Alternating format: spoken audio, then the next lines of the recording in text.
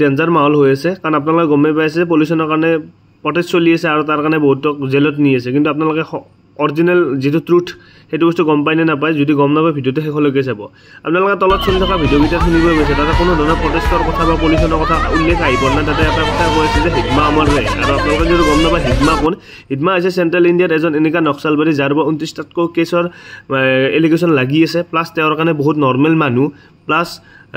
CRPFৰ জৱান মাৰা গৈছে আৰু তেওঁক যোৱা 19 তাৰিখে নৱেম্বৰৰ মধ্যপ্ৰদেশত তেওঁক এনকাউণ্টাৰ কৰি মাৰি পেলোৱা হয় তো মেইন কথা আছে কি কাৰণত কৰি আছে পলিউশ্যনৰ আৰত মানে হিডমাক তেওঁৰ নাম হৈছে অৰিজিনেল নাম মাডবি হিডমা তো মাডবি হিডমাক কি কাৰণত তেওঁলোকে প্ৰটেষ্টৰ আৰত মানে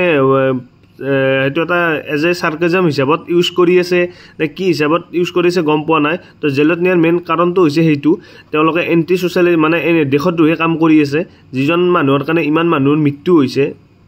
যিজনৰ ওপৰত 29টাতকৈ কেছ লাগি আছে তেওঁলোকে তেওঁক ছাপোৰ্ট কৰি আছে আৰু ছাপোৰ্ট কৰি নাৰা লগাই আছে আৰু প্লাছ লগতে তেওঁলোকে বিৰছা মুণ্ডাৰ লগত তেওঁক উদাহৰণ কৰিছে আৰু যদি বিৰছা মুণ্ডা কোন গম নাপায় বিৰছা মুণ্ডা হৈছে এজন এনেকুৱা আদিবাসী মানে ৰিভলিউচনাৰী লিডাৰ হয় যিয়ে মানে ব্ৰিটিছৰ সৈতে আটাইতকৈ ডাঙৰ আদিবাসী আন্দোলন কৰিছিল তো তেওঁৰ লগত এজন ইমান ডাঙৰ এজন ৰিভলিউচনাৰী লিডাৰৰ লগত তেওঁলোকক মানে বিৰছা হিডমাৰ তুলনা কৰি আছে তো যাৰ কাৰণে তো তেওঁলোকক জেলত নি আছে বৰ্তমান আৰু তাতে পৰিস্থিতি চাগে বহুতেই বেয়া হয় দিল্লীৰ পলিউশ্যন মানে বহুত বাঢ়ি গৈছে সেইটো সত্য কথা কিন্তু পলিউশ্যনৰ প্ৰটেষ্টৰ আঁৰত তেওঁলোকে এইটো মানে দেশত দুই কাম কৰি আছে তো কি কাৰণত কৰি আছে বাৰু গম নাপাওঁ তো এইটো কাৰণে তেওঁলোকক মানে জেলত নি আছে